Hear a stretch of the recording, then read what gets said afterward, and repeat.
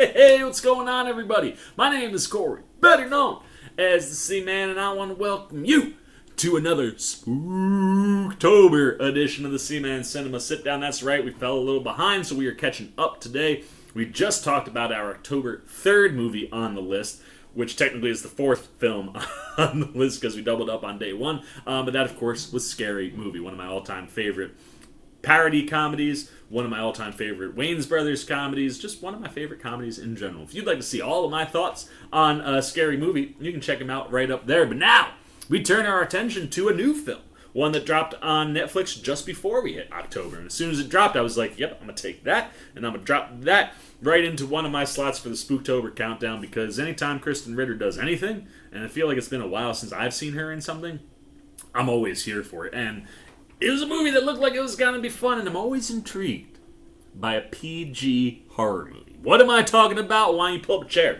take a seat. We are getting ready to dive in, spoiler-free, into Nightbooks. And of course, if you are following my Spooktober countdown, you know that not everything I do is spoiler-free, while I try to keep it generically spoiler-free for most of these reviews. Obviously, films that are a little bit older, something like Scary Movie, I'll drop some spoilers. But Nightbooks, it just came out, man. It's brand new, so we're going to keep it spoiler-free for you guys, because I'm sure plenty of you have not seen it. And I'm gonna be right up front with you. Do not let the PG rating of this movie deter you from wanting to check it out, because it's pretty good. Like, it is a really, I'll put it this way, it is an excellent way for young people who might be interested in the world of horror or really like Halloween and spooky, scary stuff to get into the realm of horror. This plays phenomenally as a PG movie. Could totally watch it with kids. I mean, you have two kids as your leads in Winslow Fegley and Lydia Jewett. They both do fantastic jobs. They're both very easy to like, and I'm sure if I was a kid, they'd be super easy to relate to. I mean, heck, as an adult, I was able to relate to both of these kids. But the other thing, and this is where it's like, this is the type of stuff that gets me excited, right? Like, you have David Yarovesky directing here. He directed Brightburn for James Gunn, and here he's directing for producer Sam Raimi. This is a Sam Raimi flick. And it's one of those things that immediately got me excited, because Raimi obviously is doing the Doctor Strange movie, which Marvel will make a PG-13 film. And granted, I mean, we've already seen Raimi do Spider-Man, so we know. But it's one of those things where they have been very out in the open with saying that, like, Doctor Strange 2 will be the first horror movie in the MCU. And considering what we've seen in What If and in Shang-Chi, like, there seems like there should be some really legitimate horror, like, things in that movie. But always, I'm just kind of like, well, Marvel go everywhere they need to go. I'll tell you what, just as producer, what Raimi and Yarovesky bring together for this one, it's legitimately scary, man. Like, there were some moments where, like, early on, I was like, oh man, like, talking to my girlfriend, I was like, you know, when the girls are a little bit older, if they're ever, like, interested in horror or scary things, like, this could totally be a movie for them to put on. And then I got, like, a little bit further, and right now, both kids not really into scary things.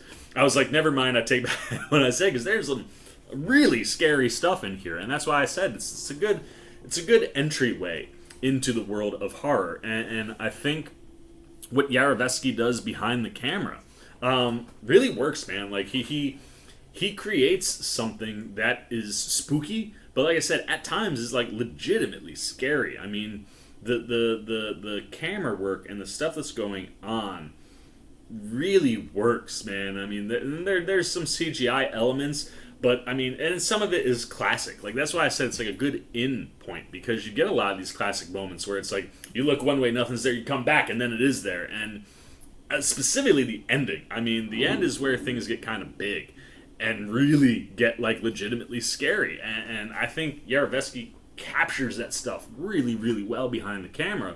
And then, like, just from a production design standpoint, like, you're kind of trapped in this. I guess I should give you guys the synopsis, shouldn't I? This follows a young boy named Alex, who is a writer, and what he loves to write about are scary stories. And in turn, that leads to him not having a lot of friends, because they think he's weird. And something sparks him to want to just destroy all of the things that he's written. And on his way to doing so, stumbles into an apartment that belongs to a witch, played by Kristen Ritter. And then he is trapped in that apartment with one other character. There's a young girl in the movie that's played by Lydia Jewett, Yasmin, or Yaz for short.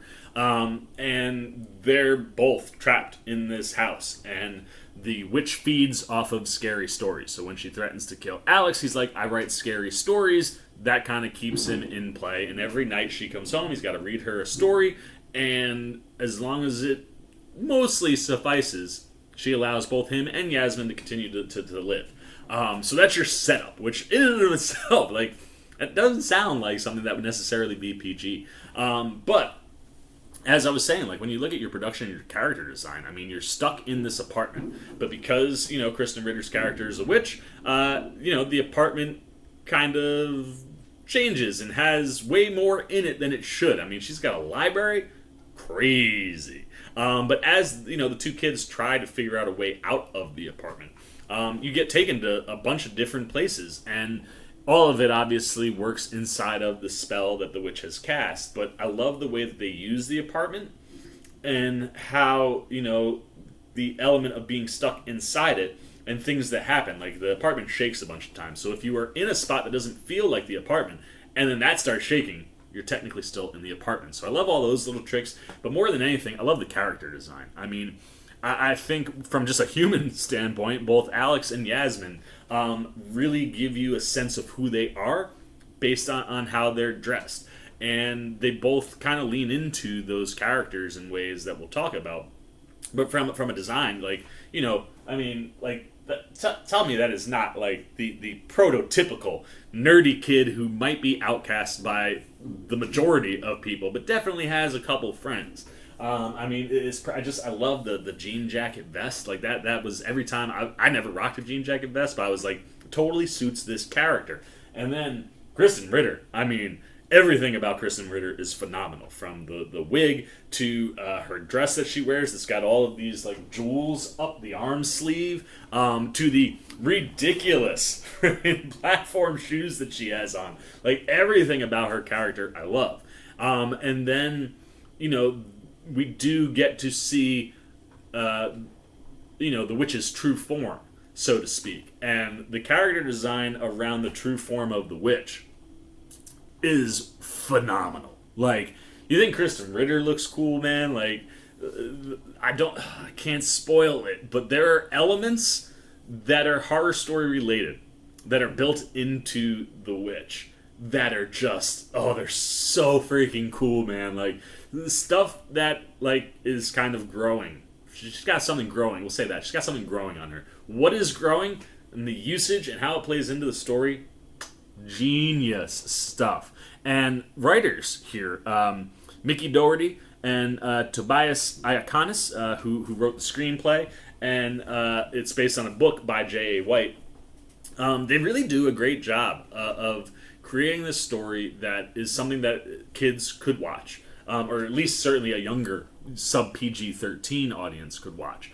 But also, like, doesn't just deliver on the horror and the witch and the scary elements of Nightbooks, which it 100% does, but it also leans into the characters of the kids in a way that just hits you dead square in the chest, man. I mean, this is a movie that, while it's fun and it's in the world of horror, has some real world things where, like, if you are an outcast, if you, are weird, or not one of the cool kids in whatever group it is that you're in, whether it's in high school, college, whether you're a kid, whether you're an adult, this is a movie that speaks to those people. And as a nerd, and as someone, who has never really been the cool kid, so much of Alex's story just, like, I connected with me. Now, granted, I grew up with a very large group of friends.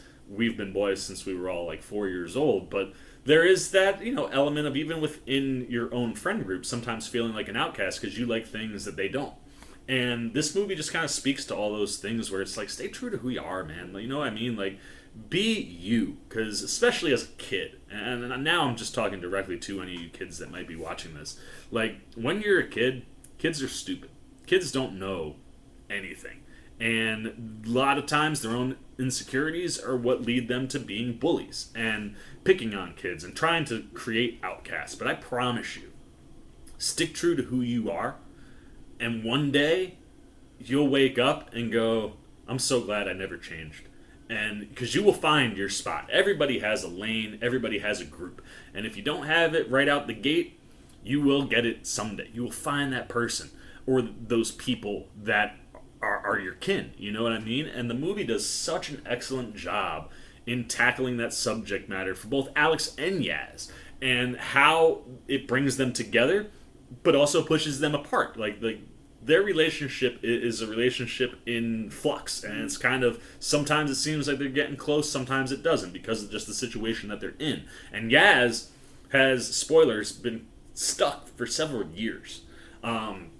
So like, there's just some interesting relationship stuff between the two of them as friends and sometimes not friends, and how you build to finding if someone is I guess that's the thing that I was so impressed by in the movie, is like, you know, you get thrown into a situation and your immediate thought is, okay, it's you and me versus this situation, so we're going to become friends. But even in that situation, and specifically when, like, because that's kind of Alex's mindset, and when you know Yaz's story, you can understand why her mindset is kind of the opposite. Like, you make sure you do your stories. I'm going to tell you the things that you need to know so that we both don't get killed. And you get to see how a friendship can blossom and grow. And I think that's really important from the writing standpoint. And it's something that needs to be, I think, reiterated to younger people, especially in the social media age. Like, there's nothing wrong with being weird. And Yaz, I don't want to take the thunder from her, but she has a moment in the movie where she talks about, like, the fact that people who are weird, all that means is that they're more true to themselves and that they are unique. And if you take that weirdness away, you lose that uniqueness. And people who aren't weird, they're jealous of that uniqueness. And that's a message that I think should speak volumes to anyone, but specifically to the younger audience. And it's the thing that I most loved about Nightbooks. Now, the other thing that I loved about Nightbooks is its cast. Winslow Fegley is phenomenal. I fell in love with this kid, man. He's so talented. Like, immediately was like, I'm gonna keep my eyes out for this kid, man, because, like, he's really, really good. And granted, him and Yaz kind of carry the movie together with sprinklings of Ritter, but, like, he takes the majority of this on his shoulders. And one of the other things that was a little jarring is the way the movie starts. You get thrown right into Alex's story, and it, like, for the first 10 minutes, I was like, did I miss something? Like, was there like 5 minutes of movie that I missed somewhere? I didn't. It just literally throws you into it, and it's a little jarring, but it works, specifically as you start to find out how we got to where the movie starts. Like, they kind of do that setup toward the end of the movie, but everything they asked Fegley to do, man, like, he's just so good. I mean, he carries the emotional weight that's needed in the movie. I mean, this kid is going to break your heart at the end of the film, specifically if you've ever been labeled weird. Like, he just brings it the whole film, and for me, this movie does not work unless he is crushing it, and he totally does. Lydia Jewett, also fantastic. Kind of being the more knowledgeable one because she's been in this apartment for a long time. I love watching, how she handles things and handles herself in the apartment.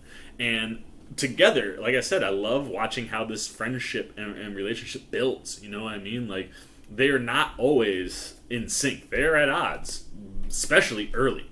And I just love the, like, non-friend level of stuff that Yaz does, because it hurts Alex, and it's supposed to hurt Alex at certain points in the movie. But ultimately, as she sees who he is and understands more and more that this really is something that they need to work together to get through, I just love everything that Jewett does. And she, too, gets a moment that will break your heart as she kind of describes her backstory. So, absolute standouts from both Fegley and Jewett. Then you got Kristen Ritter, who I adore. She's so freaking good, like, all the time. And she is a wonderful witch here, and a scary witch. Like I said, this is a movie that really does get scary toward the end. And I love that they lean into it, and Ritter really has a lot to do with that. I mean, she is ruthless to these two kids. I mean, has no problem doing like a freaking Darth Vader force choke on a kid. Be like, I will choke you out. Like, she is scary. And like I said, the like her look, her character design is wonderful, and I love the way that she plays opposite of these kids the whole movie. And as you can see in the poster here, she has one of those creepy hairless cats that's in it. It's kind of like her eyes and ears in the apartment. I love how she interacts with the cat, but I also love how the cat starts to interact with the kids as the movie goes on. There's something about Fegley that just wins people over. But I thought Ritter was fantastic, especially in a supporting role. Like, she's not in the movie a ton. Basically, during the day, she's gone. And then she comes back at night to have dinner, hear her story, and go to sleep. And I just think she's excellent. And everybody else that gets pulled in or is brought in some way, shape, or form does a really good job. And the one other element that I really did like, and I could have used even more of, is the kind of, Tales of the Crypt vibe that you get in the stories that Alex tells. And every time he tells a story, you get a, full screen title card, and then you get like this little mini short story movie. And all of them are fun, and they're creepy. And I like the way that he alters his stories based on things that, Ritter's character is looking for. And then just some of the twists and turns that you get down the back half of the movie really make it click in. And for me, I was super impressed at how scary this PG movie was.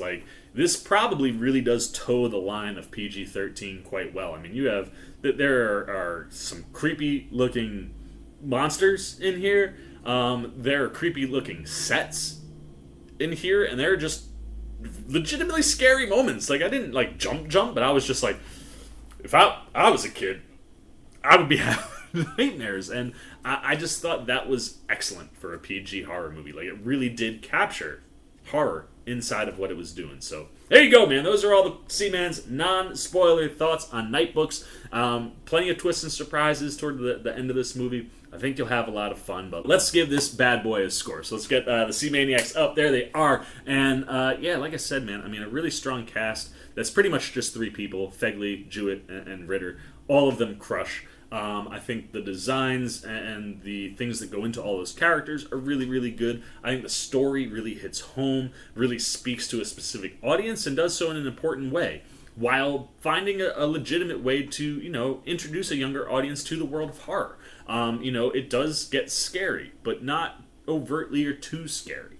And I think it has a nice balance of that stuff and humor. There are definitely some funny moments in here, specifically with Ritter. And like I said, overall, this was a movie I had pretty low expectations for. I was like, you know what? It's new. It's on Netflix. We'll talk about it. It's got Ritter, who I like. I'm cool with a PG movie, but PG horror is probably going to be silly. And it wasn't. It's done really, really quite seriously, and really works as a PG horror movie. So for the Seaman, I gotta go 4 out of 5 Seamaniacs, man. This thing was really enjoyable. It caught me by surprise. It was way better than I was thinking it was going to be. And so much of that has to do with the group of folks that we have on the screen here, how they interact with each other, and just the performances that they deliver. I mean, it's really the thing that clicks this thing in, and big old bucket of win for Nightbooks for the Seaman. But now I want to know what you're thinking, man. Have you had a chance to check out Nightbooks? If you did you think it worked as a legitimate PG horror movie? Did you find things to be scary? How old are you? Are you a young person watching this? Are you an older person like myself watching this? What worked and didn't work for you? And then, of course, if you have not seen the movie, has Seaman enticed you, want to check out Nightbooks? Like I said, I had low expectations. It really just kind of thrown it in as something to help fill out my list, and was pleasantly surprised with how solid a horror movie it really was, even though it had that PG rating. Like I said, there's some scary stuff in here, so if you haven't seen it and you're interested, let me know all that, man. I want to know everything you got on Nightbooks down below in the comments section. I look forward to talking to all of you down there. As always, if you enjoyed this video, please give me a thumbs up, and if you're new, you want to come hang out with the Seaman all Spooktober long, you want to be here for the rest of today's catch-up, or just all the movies that we got coming up all month. As you can see up on the screen, there is our Spooktober list, and if you want to be here for all these wonderful horror movies that we have going on in the course of October, or just anytime I'm talking movies, TV, trailer, reactions. It's a real easy way to be here for all that stuff. All you gotta do is jump over there, man. Hit that subscribe button. Come join C-Maniac Nation. Hit that little bell if you want those alerts. And until next time, for the C-Man's Cinema, sit down. I've been the C-Man. I'm signing off. Peace. Oh, hey, what's going on? You must be sticking around because you're looking for more content featuring this guy. Well, guess what? You're in the right place. You can check out more videos right here and right here. And if you have and you want to come join that C-Maniac Nation, you can hit that subscribe right over there.